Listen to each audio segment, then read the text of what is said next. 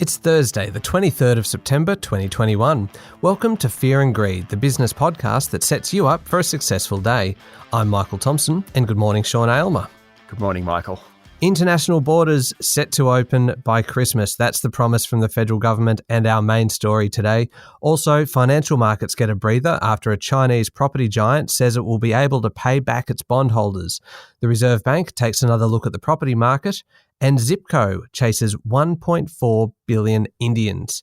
Then, stick around to hear Sean's chat to Chief Political Correspondent for ABC's 7:30, Laura Tingle, about the Prime Minister's trip overseas, the Christian Porter issue, and when the next federal election is likely. But, Sean, it was the news that we all wanted to hear. Trade Minister Dan Tehan said international borders would be open by Christmas at the latest. Sure was, Michael. It's based on the very encouraging uptake of vaccines across the country, with the national fully vaccinated rate heading towards 50% and the first dose rate at nearly 74%. Now, we all know New South Wales is leading the way, with 56% of eligible adults having had 2 jabs now, and almost 84% have had 1 dose. Mr. Tehan said borders would open once the 80% vaccination rate was reached. Now, QR codes will be linked to passports, and that will show people's vaccination status. But, and it's a big one, the 14-day mandatory quarantine will remain, at least for returns from some countries, although the government is looking at developing travel bubbles to reduce quarantine times, probably nations like New Zealand, Singapore, those sorts of places. About the same time Mr. Tehan was making the comments, New South Wales Premier Gladys Berejiklian, she said she'd reopen international borders to her state once that 80% mark was hit, no matter what the other states did, and even if places like Western Australia and Queensland remained closed to New South Welshmen. Great news. What were the numbers like yesterday? New South Wales had 1,038 new COVID cases and 5 deaths. It's fair to say the numbers in that state have now plateaued, though the state's Chief Health Officer, Kerry Chant, she emphasised it wasn't out of the woods yet. The state will commence trials of its own vaccine passport from October 6. That's not about travelling overseas, but it's about going out for dinner and those sorts of things. In Victoria, there were 628 new cases and 3 deaths. Unfortunately, we can't say the same thing about numbers there plateauing. They're still on the rise. There were 17 cases in the ACT and 1 in Queensland. The big question really is, though, Sean, where will you head when borders reopen? Oh, Michael, the list is long. Definitely mainland US. I love that place. And I'm on a promise from the kids to go to Hawaii. But there's a lot of daydreaming about travel going on in my place at the moment. Oh, fair enough. For us, it would be probably Fiji, somewhere baby steps, not too far away. I think the novelty at this stage would just be to get on a plane. I agree. So what have the markets done over the last 24 hours? The world's financial markets have been waiting to see if Chinese property giant Evergrande would make a payment to bondholders today. Yesterday it said it would, good news, though the long-term outlook remains patchy at best. Now, China's central bank injected cash into the economy, allaying concerns about a debt crisis. The Deputy Governor of the Reserve Bank of Australia, Guy Debelle, said ultimately the fate of the property giant lay in the hands of Chinese policymakers. And I think that's what everyone believes. But just the fact that Evergrande will pay today boosted sentiment. Now, overnight, the US Federal Reserve finished a 2-day meeting. An official signalled this morning they'll probably begin tapering their bond buying program soon. There's also a view among Fed governors that interest rates may have to start rising next year. That's a bit earlier than some people had thought. As we record this morning, Fed Chair Jerome Powell is giving a press conference providing more details about the monetary policy meeting. Wall Street was rising ahead of the statement, with the S&P 500 up 1%, but news that rates could rise as soon as next year immediately sent the market lower, though the major indices are still trading well above where they started the session. There was a strong bounce back in European markets also on the back of the Evergrande news, with London's FTSE up 1.5%. That's the most since early July. Locally, the S&P ASX 200 finished a touch higher yesterday to 7,297 points. That continues its climb back following the big fall on Monday. Among the best performers were the iron ore miners, and of course that was on the back of the Evergrande news. The Aussie dollar is trading around 72.3 US cents this morning. Crude oil prices are stronger, hitting a 10-week high overnight. And gold was performing well, but did a sharp U-turn after the Fed meeting, and it's trading around $1,770 US an ounce. We'll be back in a moment with the rest of the day's business news.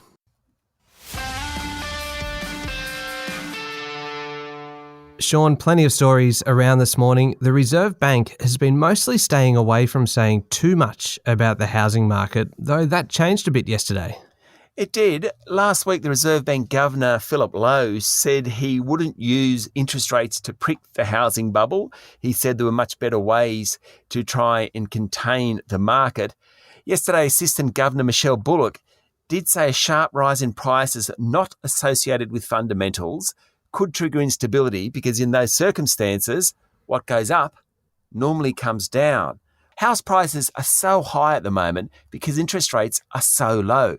There is no fundamental reason why prices have risen by almost 20% in some cities over the past year, except for interest rates. And with higher house prices comes much bigger mortgages. The question is, and this is what Ms. Bullock is referring to, is whether people can afford to keep paying their home loans when the government payments stop and rates start to rise. It's not about to happen anytime soon, but it will. So in 4 or 5 years' time, will people still be able to make those repayments on the massive mortgages they've got? That's what she's talking about. Now, Zipco, the buy now, pay later group, we've spoken to them before on Fear and Greed. They're entering the Indian market. That's right. Australia's number 2 buy now, pay later group has bought a minority stake in a group called Zest Money. It's looking for different markets. It's very concentrated in the US and Australia and is pushing into Asia. Zest Money has 11 million registered users and more than 10,000 online merchants. Sounds like a lot, but not really for India. India is a huge opportunity for investment given the size of the population. There's 1.4 billion people living in the country. But it just isn't that easy to make money out of. It's bureaucratic and it has plenty of regulation that makes it difficult for foreign investors. I remember more than a decade ago, James Packer and Mark Bouris teamed up, Mark being from Yellow Brick Road. They tried to get a lending business up and running in India and couldn't do it. Before that, ANZ owned Grindlays Bank. It pulled out of the market for similar reasons. The current government, under Narendra Modi, wants to spend more than $1 trillion on infrastructure over the next decade, and certainly through the Quad arrangement with the US and Japan, India and Australia are now moving closer. It will be really interesting to watch how Zip goes and whether other companies can follow its lead.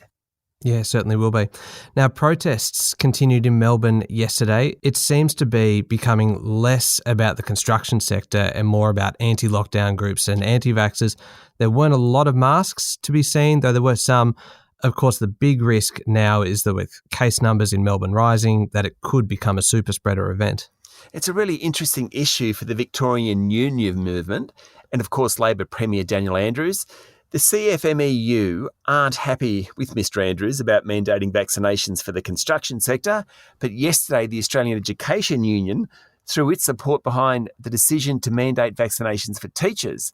Now, Mr Andrews said that all teachers and childcare workers needed to be double jabbed by November 29, and the Victorian branch of the Education Union were very supportive of it.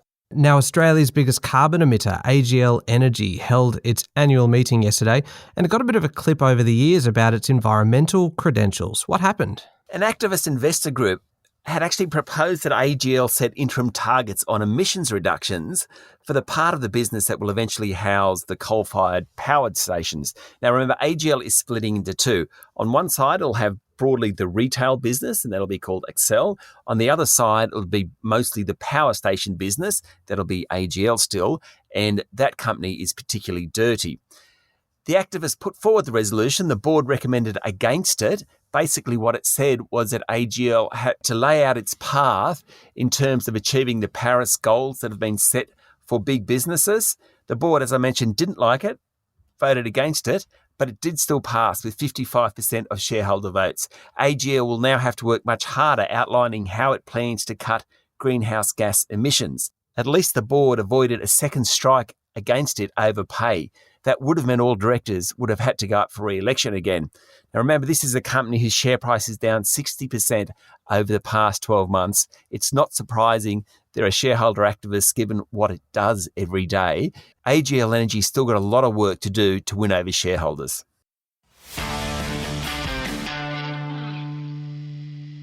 So what's making headlines in today's news media, Sean? There's plenty around about the Joe Biden-Scott Morrison meeting and the agreement between the two to move in lockstep with each other.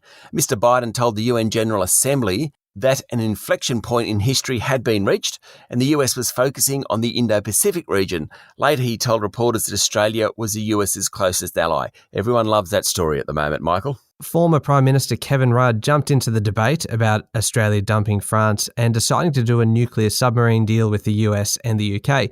In a French newspaper, he slammed the decision and said the PM would suffer at the next election. Maybe he's just being hopeful, Michael.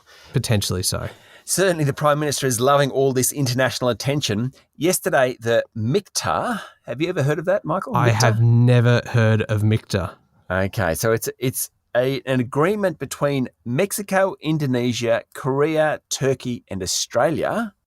It actually released a statement supporting democracy, open societies and multilateralism. Now, MICTA's been going since 2013.